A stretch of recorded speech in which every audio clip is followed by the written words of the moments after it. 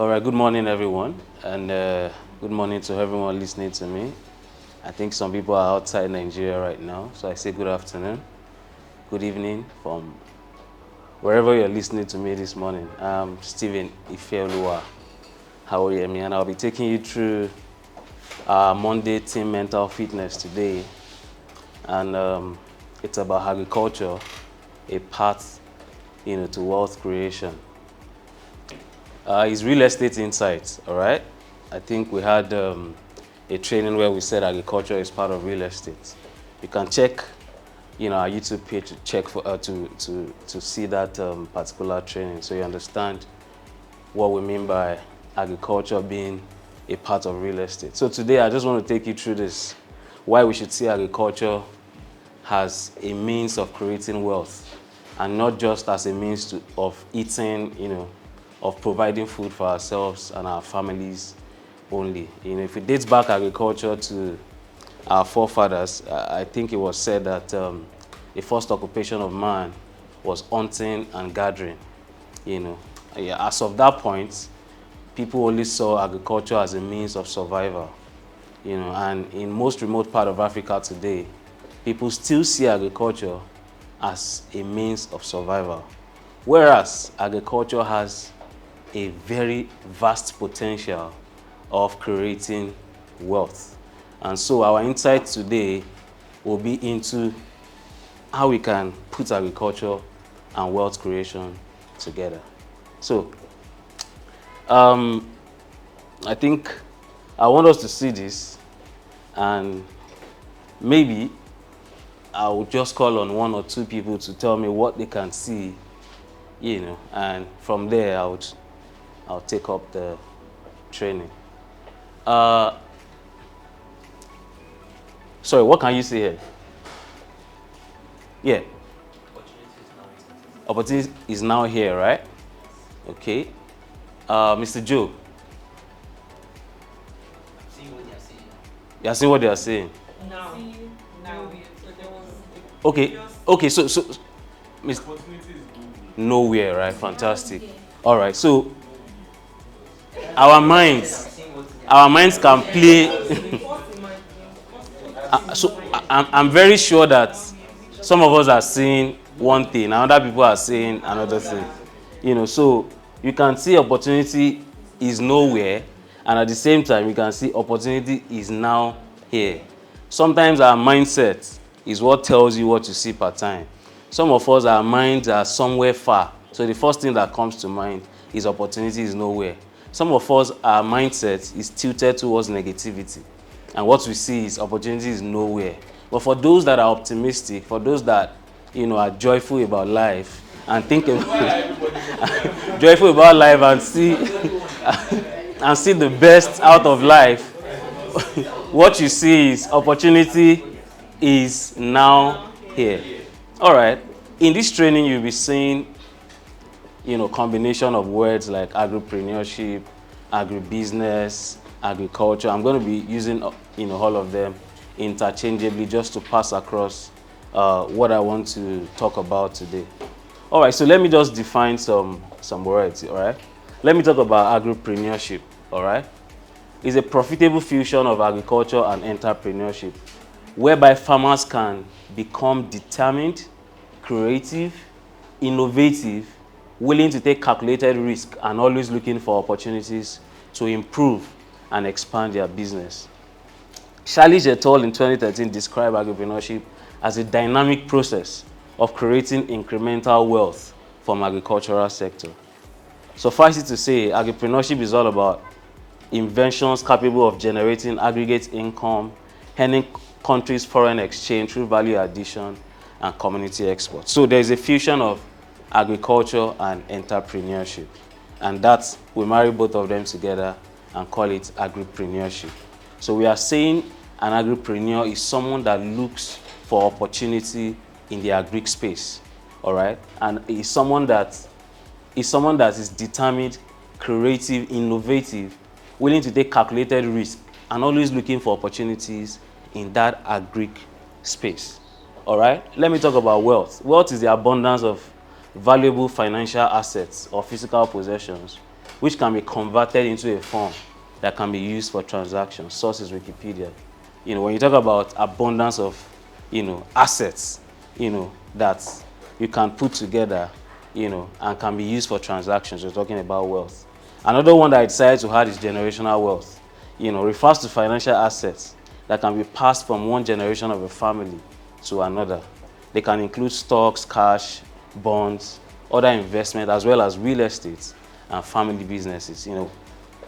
The idea of wealth that we are talking about today is going to be looped into agriculture.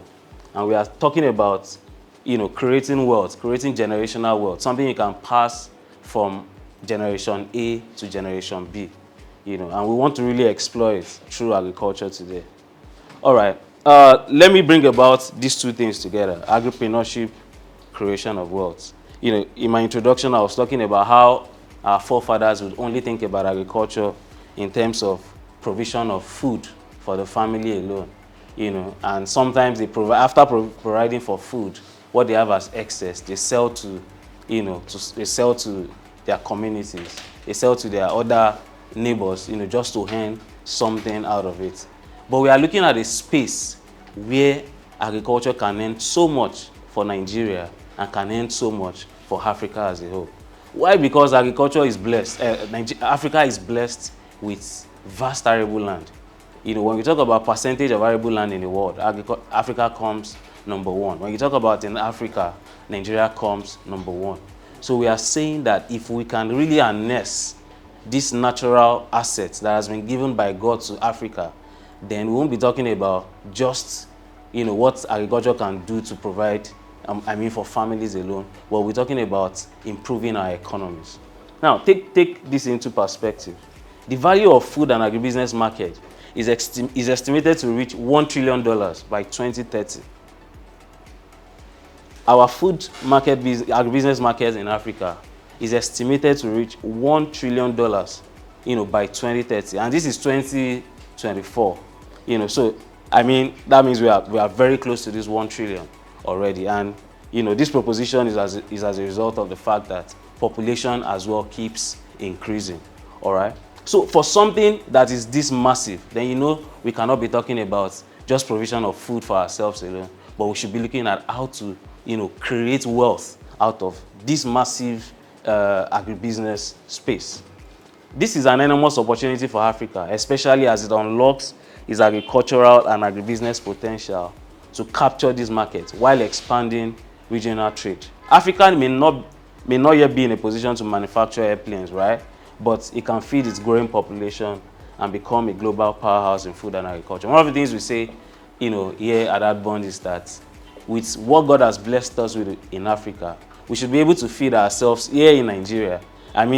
Nigeria as a powerhouse in Africa, with what we have in terms of our arable land. We should be able to feed ourselves, all right? And at the same time, we should be able to feed the rest of the world. So I put down some points to really juxtapose agripreneurship and wealth creation. And the first I wrote here is, agriculture used to be the mainstay of Nigeria's economy, and it has the tendencies of reviving Nigerian economy. From 1960 to 1969, the sector accounted for an average of 57.0% of our gross domestic product and generated 64.5% of our export earnings. 1960 through 1969, there was nothing like the oil era boom as of that time. We were solely dependent on agriculture and mining, all right? But agriculture was a major, and you can imagine what it was giving us as of this point. Agriculture was giving about 57% of our GDP. That means we cannot be talking about agriculture as just feeding families alone. We should be looking at agriculture as a thing, that will make Africa, dominate the world, because, yeah, we may not be inventing airplanes, we may not be doing, most of these technological things, but one thing that we have, as a gift that we can use to really, really do well in Africa is agriculture. All right, and we are saying, if agriculture was the mainstay of Nigeria's economy between these years, 1960 to 1969, then it means agriculture has a power, of reviving economies of the world. And we have a lot of countries of the world that their economy is solely dependent on agriculture, even till date. in Africa and the rest of the world. You know, we talk about China, we talk about US. They have a large part of their economy, you know, being a large part of their economy that is being gotten through agriculture, that is being sorted through agriculture. All right. Another thing is, it is said that Africa has about 65% of the world's remaining uncultivated arable land. What Africa does with this will go a long way to determine the wealth of our continent. Again, we are saying 65% of the uncultivated arable part of the land of the world is in Africa. All right, that means if you can do so well, you know, to utilize this all cultivated arable land, then it means we'll be talking about a whole lot of money in Africa. The third one says, according to Additional, you know, I'll be referencing him a lot in this training, because he's someone that I admire, you know, as a former Minister of Agriculture. He did so well in the 4 years, and even as the current President of Africa Development Bank, he's still doing so much to ensure that agriculture, you know, moves to the next level in Africa. He said that Africa imports about $35 billion worth of food every year. That's about 2015 through 2017. And the figure is projected to get to about $110 billion by 2025. You know, if we check this out, realize that as well, there's so much wealth in agriculture. I'm putting these statements for us to just put agriculture and wealth creation together. The fourth one, agriculture has direct link with manufacturing sector, real estate sector, health and pharmaceutical sector, and the oil and gas sector. You know, agriculture is one of the major sectors that has both forward and backward linkage with all other sectors. You know, if you talk about pharmaceutical sectors, if you talk about health and pharmaceutical, you talk about oil and gas, you talk about real estate, agriculture is linked to every part, you know, of the sectors, which also means that there is a whole lot of wealth in agriculture. The fifth one is volatility in crude oil price calls for restructuring of the economy to include a more diversified non-oil sector. Another thing is, we all know that, yeah, oil is becoming a thing of, you know, it's gradually going off. You know, thing is getting exhausted, let me put it that way. And then we have to get another sector that can really, really make our economies do well. So we need to start thinking about diversification from oil industries alone, or from the oil sector alone, and start thinking of, you know, sectors like agricultural sector. The sixth one says agriculture sustained Nigerian economy during the recession. That's 2015 through 2022. You know, we had recession between 2015 and 2022 in Nigeria. One of the things that really helped us, you know, at that point in time, even though we are not doing so much in agriculture, you know, is agriculture. You know, so it means that there is a whole lot, you know, involved in agriculture, you know, that can bring about wealth creation in Nigeria and Africa. You know, I just kind of brought a map that shows, you know, our agriculture and its contribution to GDP, you know, from 2013 down to 2021. All right, so this is a curve that shows how it has moved, you know, and helped our economy. All right, so it means that agriculture has a direct, is directly proportional to the growth of our economy. All right, that is what this map is showing, or this graph is showing. All right, again, agriculture and wealth, creation of wealth. I would want to talk about some terms, you know, to drive home where I'm going with this conversation. So let's talk about definition of agriculture and agricultural sector. A lot of people don't know that there's a difference between agriculture, definition of agriculture, definition of agribusiness, you know, and a whole lot of that. So let me just take them one after the other. So agricultural sector is the practice of farming, which includes crop cultivation, animal husbandry, fishing, which is aquaculture, hunting and forestry, which is tree cropping. So we are saying agriculture is divided into 4 major branches, which is animal husbandry, crop cultivation, fishing or aquaculture, then forestry, which is the tree cropping. The next one I will define is agribusiness, all right, which involves the business of managing agricultural produce from farm to fork. What does that mean? It relates to the interlinkages between production, direct farming, distribution, packaging, marketing, logistics, sales, and storage. While agriculture talks about, you know, how we farm our crops, how we take care of animals, how we talk about tree cropping, how we talk about fishery, the business of agriculture is what we are talking about in this training. That we need to start seeing agriculture as a business and not just as a means of survival.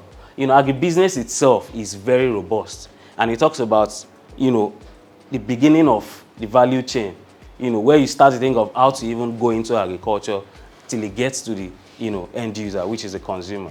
So all the stages involved in the production down to consumption is what we call agribusiness. So we need to start looking at agriculture. We need to shift from agriculture as a way of survival, you know, to what? To agribusiness. And that is what Akim Adesina, you know, has been really talking about since he got into, you know, the Ministry of Agriculture and still the current president of Africa Development Bank. His whole idea about, you know, agriculture is that we need to sit down in Africa. We need to tell ourselves that this is what nature has blessed us with, and this is what we can use to dominate our world. If we get it right in agriculture, I can tell you, in Africa, we will be one of the, you know, powerful forces in the world, one of the powerful continents in the world. All right.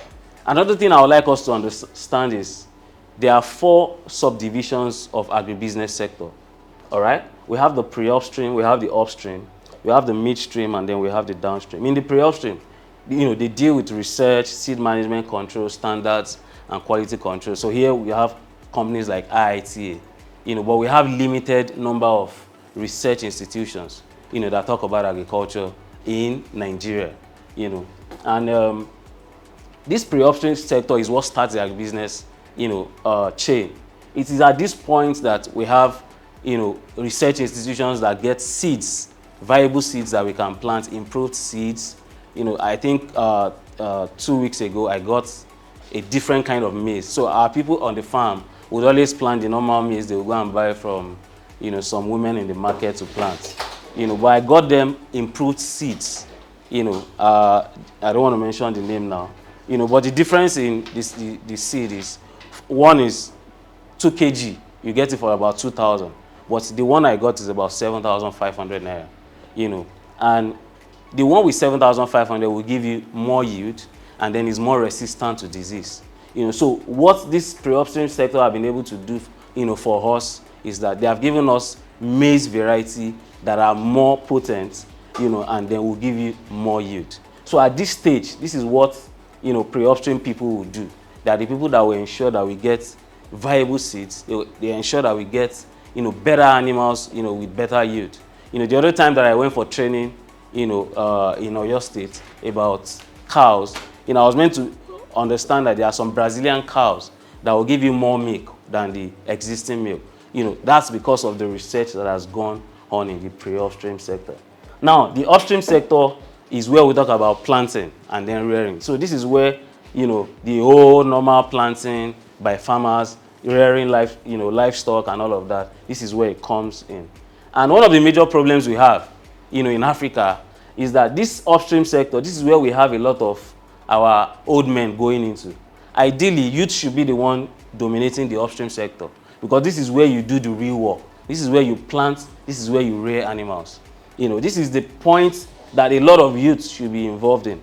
But because of the narrative about agriculture in Africa, a lot of youth will study agriculture and then will run away from agriculture. And one of the things we are trying to open, or the insights we are giving this morning, is that there's a lot of money in agriculture. If you are talking about $1 trillion industry, then it means we all should be looking at ways to get into agriculture. That's why we are talking about agripreneurship.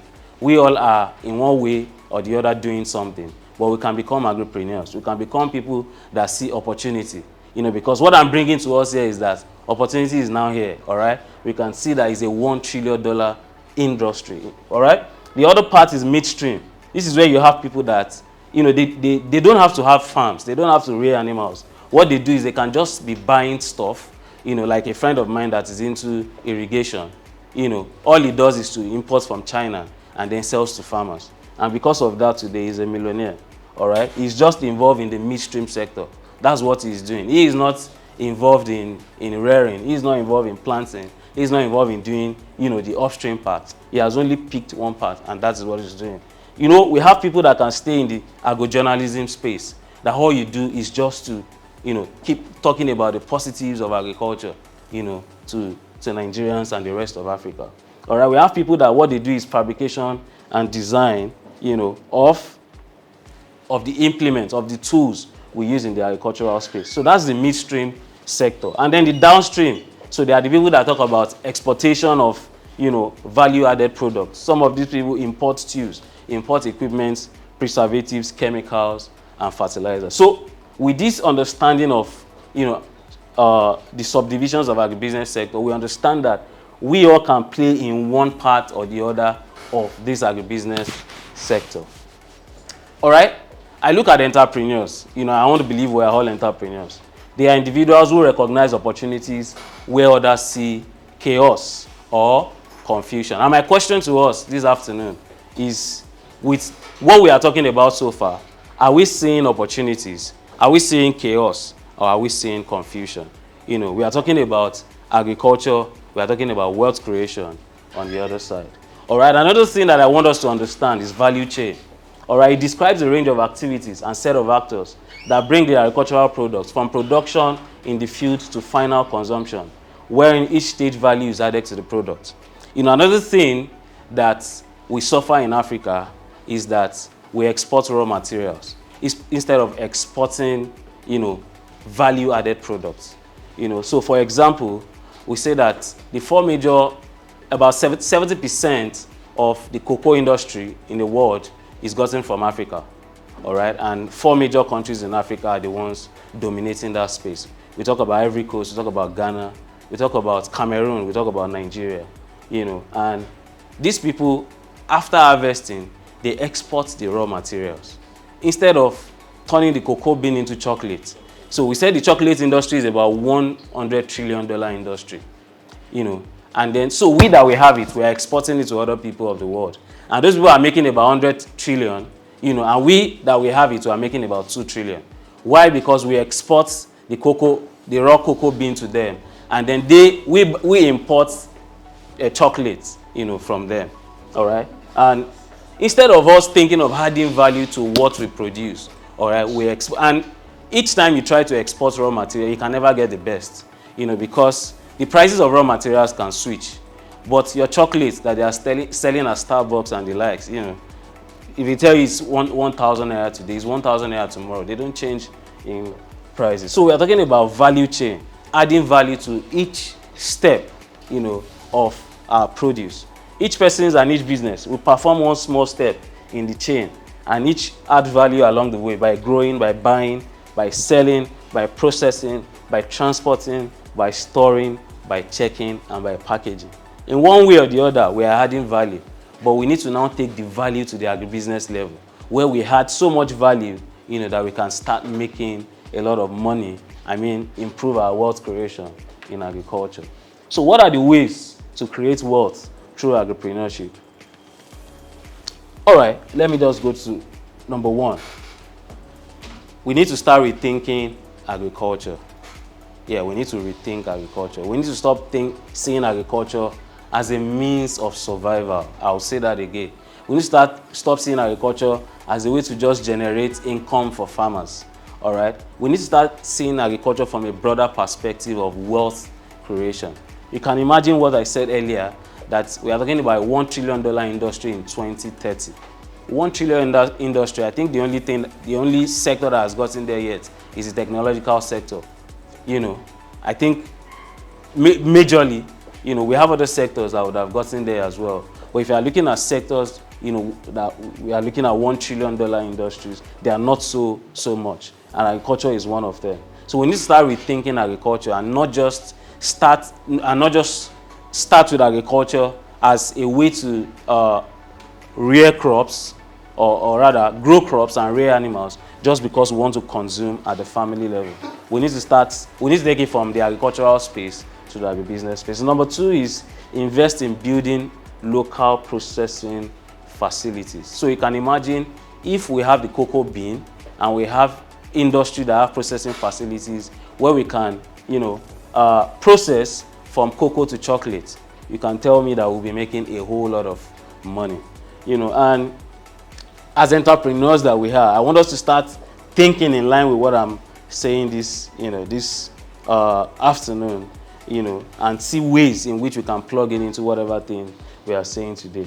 We can come together. That's another thing. There can be public-private partnerships, where some individuals work up to some companies, and then what they do is find a way to provide local processing facilities, that can convert our cassava, that can convert it into starch, that can convert it into, sorbitol, all right, and then earn foreign exchange from it. Number 3 is there is need to expand domestic food production, increase the standard of finished product, and raise the appeal of locally processed food. Even sometimes when we have processed our foods here, we still have people that will tell you that I prefer the one from US, I prefer the one from United Kingdom. And one of the things we need to do is we need to expand our production, base, and at the same time we need to do it in such so there are products that you see that when you see their processed pack alone, you would want to consume what is inside. The other time that I traveled to Ibadan and I saw what Niji Farms did with cassava processing, the moment you see the packaged product, you will feel like consuming it because it's packaged to international standard. And so that's one of the things we need to do in order to really bring wealth creation through agriculture. We need to process and at the same time make our packaging international standard. Number 4 is there must be generous investment in rural infrastructure. We talk about road.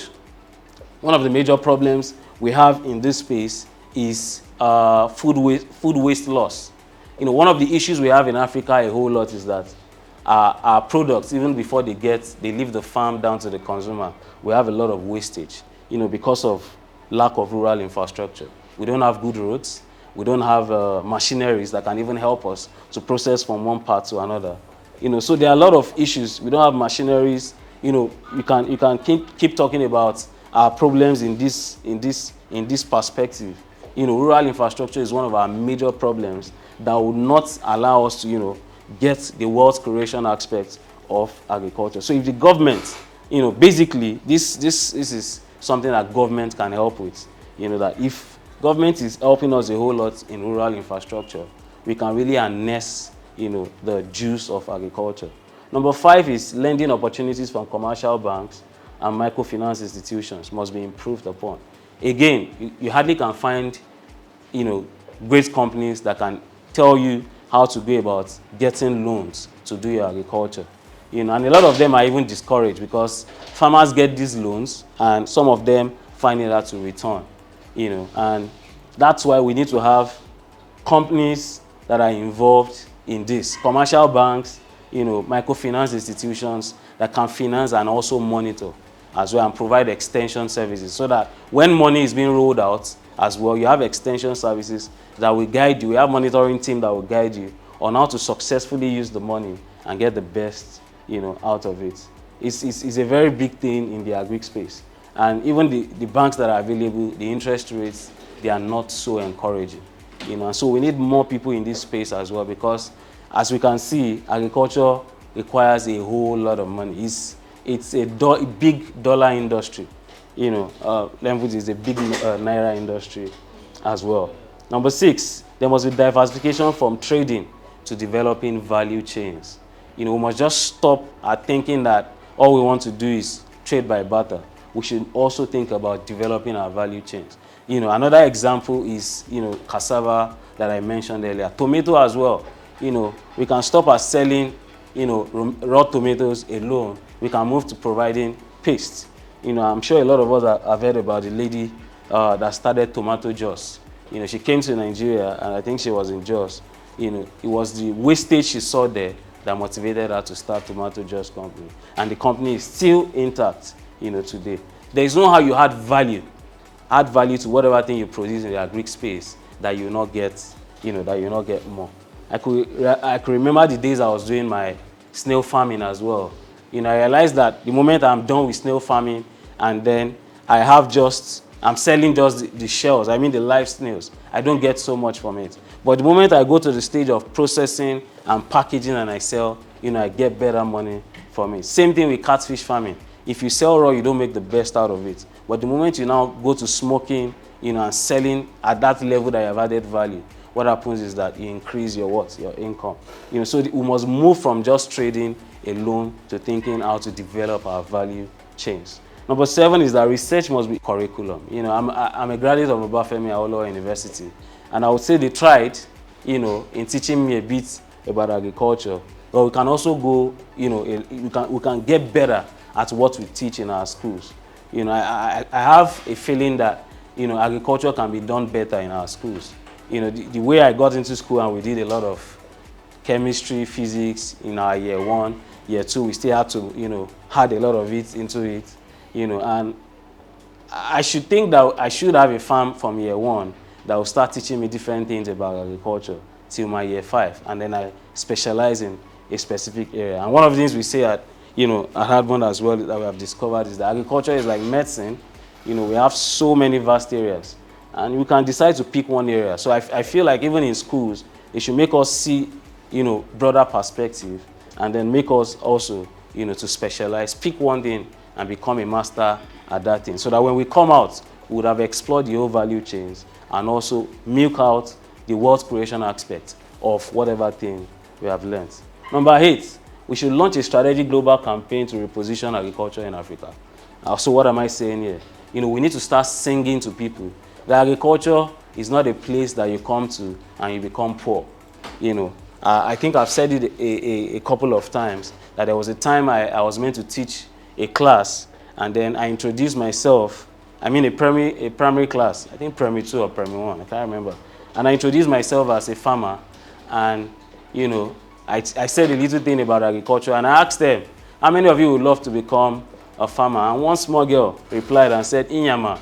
And I laughed. I said, what is Inyama? He said, farmers are poor. Farmers are always looking, you know, dirty and all of that. I was like, at this small age, who made you start thinking this way about agriculture? You know, that made me realize that a lot of work has to be done, you know, about global campaign on agriculture. We need to start telling our youths that agriculture is not just for the poor. Agriculture is not where you come to and you look haggard. You know, agriculture is not where you come to and you cannot make millions of naira and dollars. So there has to be a strategic global campaign. Youth have to also see that when they study agriculture, they are not meant to run away from it. But I can say that out of my classmates, I'm not sure 10% of us are in agriculture today, but we studied agriculture just because there is this wrong perspective about agriculture. So if we really want to harness the wealth creation aspect of agriculture, there has to be a campaign talking about agriculture, showing the best way agriculture can be done, you know. And number 9 is building a data-driven ecosystem around agriculture and agribusiness, you know. Another thing I've seen is that most of the things we do in Africa, we don't have data about it. I mean, most of the agricultural things we do in our local spaces, you know. So I want to believe if we have data-driven ecosystem, if you have companies that all they're about doing is to help farmers, you know, to get data about what is being done and what they are going to achieve, is going to help them a lot to harness the wealth creation aspects of agribusiness. You know, and another one is incorporating tourism and recreation into agriculture. You know, we have some countries that are so big on agritourism. You know, a lot of people go to Kenya and what they want to see is, you know, their zoo and the likes. You know, we have got to a point where our agriculture as well, we can infuse tourism into it, we can infuse recreation into it, and we'll make a whole lot of money, you know, from it. You know, like I've heard that some people don't even know how, you know, pineapples grow. Some don't know how plantains grow. Some don't even know how cassava grow. You know, and so if you bring people, you know, into your fold to come and see what, you know, the way agriculture is being done, it's a way that will generate, you know, some very good income, you know, as well. So incorporating tourism and recreation, like agrotourism, you know, can also help us to harness the wealth creation zone of agriculture. So I want to add this to it. I want to believe that with this training I've given you insights, you know, into, you know, the wealth creation aspects of agriculture. So, and I want to believe that you're beginning to think that you want to do agriculture. So before you venture into anything agriculture, I want you to take note of these few points. Number 1, seek professional advice. See a consultant, get a mentor.